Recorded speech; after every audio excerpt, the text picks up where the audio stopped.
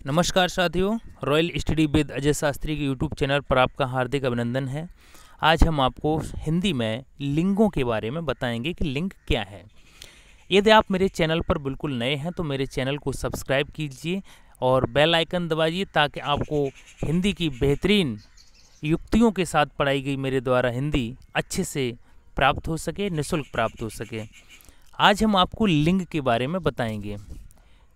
लिंग क्या है? लिंग संस्कृत भाषा का शब्द है जिसका अर्थ होता है चिन्ह। तो जिन चिन्हों के माध्यम से स्त्रीत्व या पुरुषत्व का हमें ज्ञान होता है वह लिंग कहलाते हैं। लिंग हिंदी में आपके 2 प्रकार के होते हैं और संस्कृत में लिंगों की संख्या 3 होती है। हिंदी में जो भी सजीव, निर्जीव या प्राकृतिक वस्तुएं हैं उन सभी को सिर्फ 2 भागों में बांटा गया है, पुल्लिंग और स्त्रीलिंग। तो पुल्लिंग शब्द क्या है? जिन संज्ञा शब्दों से यथार्थ या कल्पित पुरुषत्व का बोध होता है वह पुल्लिंग कहलाते हैं, और जिन संज्ञा शब्दों से कल्पित या यथार्थ स्त्रीत्व का बोध होता है वह स्त्रीलिंग कहलाते हैं। अब हम बात करते हैं कि हिंदी है क्या। हिंदी में आपको सिर्फ शब्दों का यदि अर्थ पता है तो आप हिंदी को बहुत अच्छे से कर सकते हैं। अब अर्थ पता करने के लिए क्या है कि यदि किसी शब्द का आपको भाव जानना है, अर्थ जानना है, तो उस शब्द को आप वाक्य प्रयोग करके देखिए। सीधा सा अर्थ है कि किसी भी शब्द का अर्थ जानने के लिए उस शब्द का वाक्य प्रयोग कर दिया जाता है, और जब वाक्य प्रयोग किया जाता है तो अर्थ स्पष्ट हो जाता है और उसकी क्रिया से पता लग जाता है कि अमुक शब्द स्त्रीत्व का है या पुरुषत्व का है, अर्थात स्त्रीलिंग है या पुल्लिंग है। आप मेरी बात को ध्यान से समझने का प्रयास कीजिए। आज यदि आपने मेरा वीडियो देखा तो आज के बाद आपको लिंग वाला टॉपिक कभी पढ़ने की आवश्यकता नहीं रहेगी। आइए बात करते हैं। तो जैसे हमने कहा कि कोयल, अब हमें पता करना है कि कोयल पुल्लिंग है या स्त्रीलिंग है। यह पता करने के लिए हम कोयल को वाक्य प्रयोग में लाते हैं। हमने एक वाक्य प्रयोग बनाया कि कोयल बाग में कूंज रही है। कोयल बाग में कूंज रही है अर्थात रहा है तो पुरुष है और रही है तो स्त्री है। तो हमें यहाँ पे ज्ञात हुआ कि कोयल क्या है? कोयल स्त्री है। अब जैसे हम बात करते हैं कि राम दूध पीता है। राम दूध पीता है, यदि इस तरीके को और कर्तवाच्य को कर्मवाच्य में हम परिवर्तित करके देखते हैं कि दूध पिया जाता है। अब पिया जाता है, चूंकि दूध की बात कर रहे हैं हम, कर्मवाच्य का वाक्य है, तो दूध क्या है? दूध पिया जाता है। जाता क्या है? यहाँ पे क्रिया से तात्पर्य हुआ कि ता है, ती है, ये पुल्लिंग होते हैं, तो ये पुल्लिंग हो गया। यदि स्त्रीलिंग होता तो दूसरे तरीके से हम इसे स्पष्ट करते क्रिया के माध्यम से। जैसे मैनपुरी में ब्रज भाषा बोली जाती है। अब मैनपुरी में ब्रज भाषा बोली जाती है। अब जाती है शब्द से, क्रिया से, वाक्य प्रयोग से हमें स्पष्ट हुआ कि जो बोली है वह क्या है? वह स्त्रीलिंग है। अर्थात हम इन चीज़ों से स्पष्ट रूप से लिंग को समझने का प्रयास करते हैं। आप हमारे साथ बने रहिए। वीडियो के अंत में हम आपको एक बहुत बेहतरीन युक्ति बताएंगे जिससे आप कभी लिंगों को नहीं भूलेंगे। शब्दों में स्त्री एवं पुरुष का बोध करने के लिए किसी भी भाषा के शब्द व्यवहार पर ध्यान देते ही लिंग का ज्ञान हो जाता है। हिंदी भाषा में सृष्टि के समस्त पदार्थों को 2 ही भागों में विभक्त किया गया है। इनमें से सजीव शब्दों का निर्धारण सरलता से हो जाता है, लेकिन जो निर्जीव चीज़ें होती हैं वह हमें समस्या उत्पन्न करती हैं। तो निर्जीव शब्दों का लिंग निर्धारण कठिन होता है, इसलिए हम आपके सामने कुछ तथ्य लेकर आए हैं। संस्कृत के पुल्लिंग तथा नपुंसक लिंग शब्द जो हिंदी में प्रयुक्त होते हैं वे कुछ पुल्लिंग तथा कुछ स्त्रीलिंग शब्द हैं। आइए देखते हैं। जैसे तन, मन, धन, देश और जगत, ये शब्द पुल्लिंग हैं, लेकिन ये जो संस्कृत में है वहाँ पर इनका अर्थ अलग है और दूसरे उसमें जाएंगे। सुंदरता, आशा, लता, दिशा इत्यादि आदि शब्द स्त्रीलिंग आते हैं। जिन शब्दों के अंत में आ, आओ, पा, पन आदि प्रत्यय शब्द जुड़े होते हैं वह पुल्लिंग होते हैं। जैसे छोटा, अब जैसे इसे वाक्य में छोटा को प्रयोग करेंगे तो कहेंगे राम छोटा है। अब छोटा है चूंकि लास्ट में आ रहा है तो पुल्लिंग है छोटा, लेकिन लास्ट में आ आता तो स्त्रीलिंग होते हैं। पापन ये शब्द स्त्रीलिंग पुल्लिंग का है, पुल्लिंग के हैं। आगे देखते हैं, पड़ाव है, बुढ़ापा है, बचपन है, लेन देन है, ये शब्द पुल्लिंग हैं। जिन शब्दों के अंत में आई, वट, हट, आवट प्रत्यय होते हैं वो सभी स्त्रीलिंग होते हैं। जैसे सिलाई, बुनाई, कटाई, लिखावट, बनावट, घबराहट, चिल्लाहट, जल्लाहट इत्यादि। महीनों, दिनों, ग्रहों और पर्वतों के नाम पुल्लिंग होते हैं। जैसे चैत, वैशाख, जेठ, आषाढ़ और सोमवार, मंगलवार, बुधवार, गुरुवार, राहु, केतु, विद्यालय, विंध्याचल इत्यादि। नदियों, तिथियों तथा नक्षत्रों के नाम स्त्रीलिंग होते हैं। जैसे गंगा, यमुना, गोदावरी, कावेरी, कृष्णा, तृतीया, चतुर्थी, अश्विनी, रोहिणी आदि। संस्कृत के उकारांत और उकारांत शब्द पुल्लिंग होते हैं, अर्थात जिन शब्दों के अंत में ऊ लगा होता है और वे कपितः सदैव पुल्लिंग शब्द होते हैं। जैसे डाकू, पिल्लू, जनेऊ इत्यादि। अब आप कुछ शब्दों को खुद भी महसूस कर सकते हैं। संस्कृत के कुछ शब्द पुल्लिंग शब्द और नपुंसक लिंग हिंदी में स्त्रीलिंग के रूप में कार्य करते हैं। जैसे अग्नि, आत्मा, ऋतु, वायु, संतान, राशि, ये सब स्त्रीलिंग हैं। द्रव्यवाचक पदार्थ सदैव पुल्लिंग होते हैं। सभी द्रव्यवाचक संज्ञाएं पुल्लिंग होती हैं। कुछ अपवाद भी हैं, जैसे चांदी है, चांदी स्त्रीलिंग में आती है। तो द्रव्य में देखते हैं घी, तेल, मक्खन, दूध, पानी, हीरा, मोती, पन्ना, लोहा, तांबा, ये सब पुल्लिंग हैं और चांदी अपवाद स्वरूप स्त्रीलिंग है। जैसे सभी अनाजों के नाम क्या हैं, पुल्लिंग होते हैं, लेकिन अरहर और दाल क्या है, ये सब स्त्रीलिंग है अपवाद स्वरूप। भाषा, बोली और लिपि का नाम स्त्रीलिंग होता है। जैसे हिंदी, अंग्रेजी, रूसी, चीनी, अरबी, फारसी, अवधी, बघेली, छत्तीसगढ़ी, भोजपुरी, कुमायूनी, गढ़वाली, देवनागरी, रोमन, कैथी, मुड़िया, खरोष्टी, ब्राह्मी इत्यादि। अब बात करते हैं इम्पोर्टेंट तथ्यों का।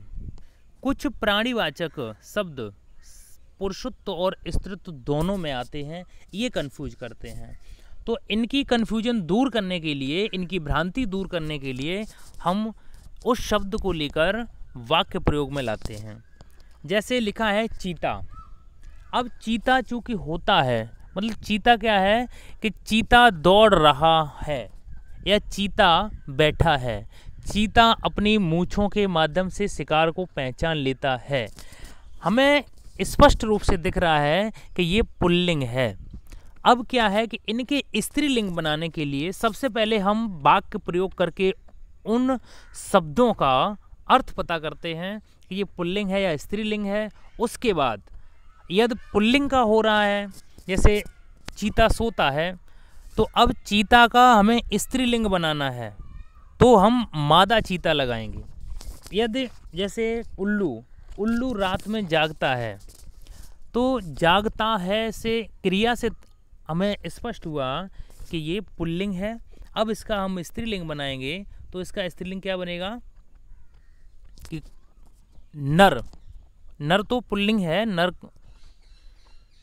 तो उल्लू, अब इसका मादा उल्लू बनेगा। उसी प्रकार जैसे मक्खी, दूध में मक्खी पड़ी है, अर्थात हमें स्पष्ट ज्ञान हो रहा है कि ये स्त्रीलिंग है। अब इसका लिंग चेंज करने के लिए इसे नर मक्खी लिखा जाएगा। जैसे चील उड़ रही है, अब इसका लिंग चेंज करना है तो नर चील उड़ रही है। इन शब्दों के लिंग निर्धारण के लिए शब्दों के साथ नर या मादा शब्द जोड़ देते हैं। जैसे तोता नर है, चीता मादा है, कोयल नर है इत्यादि। वाक्यों को स्त्रीलिंग से पुल्लिंग बनाने के लिए कुछ हम आवश्यक नियम बता रहे हैं जिन्हें आपको जरूर सुनना है। जिन शब्दों के अंत में आ और बड़ा आ हो और वो पुल्लिंग हो, उनके स्त्रीलिंग बनाने के लिए बड़ी ई लगा देते हैं। जैसे लड़का का लड़की, नाना का नानी, मोटा का मोटी, गोप का गोपी, हिरण का हिरणी, पुत्र का पुत्री। जिन शब्दों के अंत में आ प्रत्यय हो, इनके पीछे इया शब्द लगाने से स्त्रीलिंग बनते हैं। जैसे कुत्ता का कुतिया, बूढ़ा का बुढ़िया, बछड़ा का बछिया। कुछ व्यवसायवाचक शब्द होते हैं, जातवाचक उपनाम होते हैं। उपनाम से आशय क्या है? उपनाम वाले शब्दों में इन और आयन शब्द लगाने से स्त्रीलिंग बनाते हैं। जैसे जो व्यवसायवाचक हैं और जो उपनाम वाचक हैं, जैसे पंडित शब्द हैं। पंडित में इन और आयन लगाने से शब्द बनता है। यूपी लेखपाल परीक्षा में एक बार ये प्रश्न पूछा गया था ठठेरा, तो बहुत से विद्वान व्यक्तियों ने ठठेरा का ठठेरी लगाया था, जो बिल्कुल गलत था। यदि ऐसे व्यवसायवाचक शब्द आते हैं जैसे ठठेरा है, तेली है, धोबी है और कहार है, पंडित है, बनिया है, ये सभी व्यवसायवाचक हैं, तो इनके स्त्रीलिंग हमेशा इन और आयन शब्द लगाने से बनेंगे। जैसे धोबी, धोबिन, कहार, कहारिन, माली, मालिन, बाग, बागिन, तेली, तेलिन, पंडित, पंडितायन, बनिया, बनियायन। कतिपय उपनामवाची शब्दों में आनी प्रत्यय लगाने से शब्द बनाते हैं। जैसे देवर का देवरानी, जेठ का जेठानी, सेठ सेठानी, खत्री खतरानी। जातवाचक या भाववाचक संज्ञाओं का पुल्लिंग से स्त्रीलिंग बनाने में यदि शब्द का अन्य स्वर दीर्घ है तो उसे हश्व करते हुए नी प्रत्यय का भी प्रयोग करते हैं। जैसे ऊंट का ऊंटनी, हाथी का हथनी। संस्कृत के बान और मान शब्दों को अगर स्त्रीलिंग बनाना है तो बान का बती और मान का मती शब्द बन जाता है और स्त्रीलिंग हो जाते हैं। जैसे पुत्रवान का पुत्रवती, श्रीमान का श्रीमती, बुद्धिमान का बुद्धिमती, बलवान का बलवती, भगवान का भगवती इत्यादि। संस्कृत के अकारांत विशेषण शब्दों के अंत में आ लगा देने से स्त्रीलिंग बन जाते हैं। जैसे प्रियतम का प्रियतमा, श्याम का श्यामा, चंचल का चंचला, आत्मज का आत्मजा, कांत का कांता। जिन पुल्लिंग शब्दों के अंत में अक प्रत्यय होता है उनमें अक के स्थान पर इका शब्द लगाकर स्त्रीलिंग बनाते हैं। जैसे बालक का बालिका, नायक का नायिका, पालक का पालिका, सेवक का सेविका, लेखक का लेखिका इत्यादि। उम्मीद है आपको चीज़ें स्पष्ट आई होंगी। अब हम आपको एक महत्वपूर्ण बात बताते हैं। जैसे यदि आपको पता करना है कि ये पुल्लिंग है या स्त्रीलिंग है तो उस शब्द को पढ़ने के बाद सिर्फ आपको ये जानना है कि होता है या होती है। जैसे लिखा कि माली, माली होता है और मालिन होती है, तो माली पुल्लिंग है और मालिंग स्त्रीलिंग हो गया। मोटा होता है और मोटी होती है, बस होता है और होती से पता कर सकते हैं आप पुल्लिंग है स्त्रीलिंग है। जैसे कोयल होती है तो स्त्रीलिंग है, तोता होता है तो पुल्लिंग है। अब इनके स्त्रीलिंग बनाने हैं, पुल्लिंग बनाना है तो इनके पहले लिंग पे जाना पड़ेगा, फिर इनके उत्तर निकलेंगे। अब जैसे छत्तीसगढ़ी क्या है, छत्तीसगढ़ी बोली है तो बोली होती है को होता है, होती है तो स्त्रीलिंग है। संतान क्या है, संतान दोनों में आता है साहब। ये यूपी टेट में इसी साल प्रश्न पूछा गया था, कुछ लोगों ने इस पे ऑब्जेक्शन भी किया था, लेकिन संतान ही उत्तर उन्होंने सही माना था। देखिए संतान में क्या है, पुल्लिंग और स्त्रीलिंग दोनों में आता है संतान शब्द। क्योंकि संतान में बच्ची भी हो सकती है, बच्चा भी हो सकता है, अर्थात ये पुल्लिंग है। पुल्लिंग में अधिकांशतर प्रयोग किया जाता है और कहीं कहीं स्त्रीलिंग में भी किया जाता है। तो डाकू, पिल्लू, जनेऊ ये सब क्या है, पुल्लिंग। डाकू होता है, जनेऊ धारण किया जाता है, होता और होती से ही आप क्लियर कर सकते हैं। बहुत छोटी सी ट्रिक है, आपको पूरा पढ़ने की ज़रूरत नहीं है। हिमालय होता है या होती है, हिमालय होता है तो पुल्लिंग है। घबराहट होती है कि होता है, घबराहट होती है या होती है तो स्त्रीलिंग है। अगर घबराहट होता तो पुल्लिंग होता, लेकिन नहीं होता है। लिखावट होती है या होता है, कहते हैं ना लिखावट तुम्हारी बहुत अच्छी है, लेख बहुत अच्छा है लेकिन लिखावट बहुत अच्छी है। लिखावट स्त्रीलिंग और लेख पुल्लिंग है। बस होता और होती शब्द को प्रयोग। अब कोई भी प्रश्न हो, जैसे नदियों के नाम क्या हैं, स्त्रीलिंग है। अब किसी एक नदी का नाम ले दीजिए। गंगा क्या है, गंगा बह रही है। काली नदी बह रही है, अब काली नदी बह रही है अर्थात स्त्रीलिंग है। उम्मीद है आपको मेरा वीडियो पसंद आया होगा। यदि मेरा वीडियो पसंद आया है तो लाइक, सब्सक्राइब और शेयर कीजिए अपने दोस्तों में। और बेहतरीन हिंदी का विद्वान बनने के लिए आप हमारे साथ जुड़े रहिए। बहुत बहुत धन्यवाद।